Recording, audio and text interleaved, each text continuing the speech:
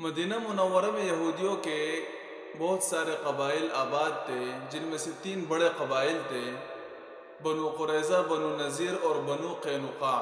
ایک مرتبہ آپ صلی اللہ علیہ وسلم نے حضرت ابوبکر صدیق رضی اللہ تعالیٰ عنہ کو بنو قینقاع یہودیوں کی طرف بھیجا اور فرمایا کہ ان کو اسلام کی دعوت دو، اسلام کی تعلیمات ان کے سامنے پیش کرو، لیکن ان کے ساتھ کوئی پردہ مت کرنا۔ ایسا نہیں کہ آپ ان کے ساتھ کوئی پردہ کرے، کیونکہ مسلمانوں کے یہودیوں کے ساتھ معاہدہ ہوا تھا امن اور صلح کا، اور جس قوم کے ساتھ معاہدہ ہو جائے تو پھر ان کے ساتھ قتل و قتال کرنا جائز نہیں ہے۔ تو حضرت ابوبکر صدیق رضی اللہ تعالیٰ عنہ تشریف لے گئے۔ بنو قینقاع میں ایک بہت بڑا مدرسہ تھا یہودیوں کا، اس مدرسے میں گئے اور ان کا سب سے بڑا عالم اور حبر فنحاس بن عازورہ بیٹھا ہوا تھا۔ حضرت ابوبکر صدیق رضی اللہ تعالیٰ عنہ اس کے پاس گئے اور اس کو کہا کہ اتق اللہ و اسلم، اللہ سے ڈر اور اسلام قبول کر، اللہ سے ڈر اور اسلام قبول کر۔ آپ کو پتہ بھی ہے کہ یہ پیغمبر اللہ کا پیغمبر ہے، اور نماز پڑھ، زکوٰۃ دے، اللہ کو قرض حسن دے، اللہ کے راستے میں خرچ کرو۔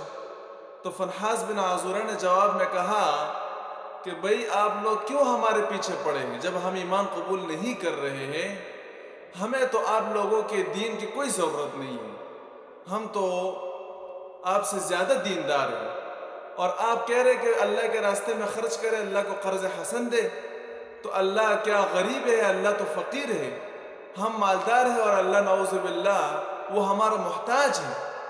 تو حضرت ابوبکر صدیق رضی اللہ تعالیٰ عنہ کو ایمانی غیرت نے انگڑائی لی، اور حضرت ابوبکر صدیق رضی اللہ تعالیٰ عنہ نے ایک تمانچہ فنحاس بن عازورہ کے منہ پر مارا اور اس کو زمین پر گرا دیا، اور فوراً تلوار نکالی تاکہ اس کے گردن کو اڑا دے۔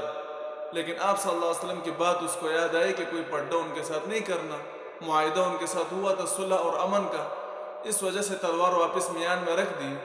فنحاس بن عازورہ روتے ہوئے آپ صلی اللہ علیہ وسلم کے دربار میں حاضر ہوا اور شکایت کی ابوبکر صدیق رضی اللہ تعالیٰ عنہ کی کہ انہوں نے مجھے منہ پر مارا۔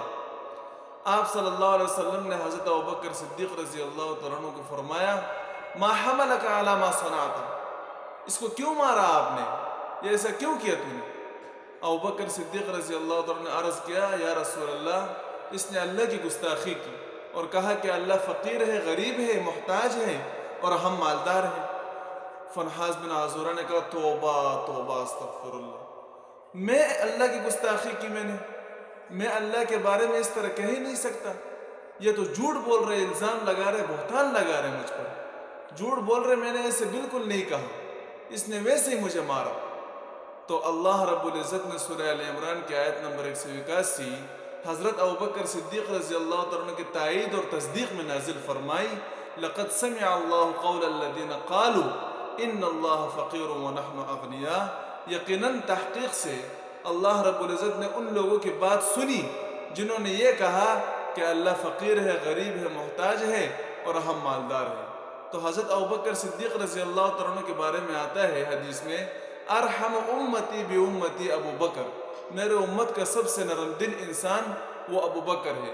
اتنے نرم دل ہونے کے باوجود بھی جب ایمان کے خلاف اور اللہ کی گستاخی ان کے سامنے ہوئی تو ان سے برداشت نہیں ہوا۔ اسی کو کہتے ہیں ایمانی غیرت، اور اسی کو کہتے ہیں ایمانی جذبہ۔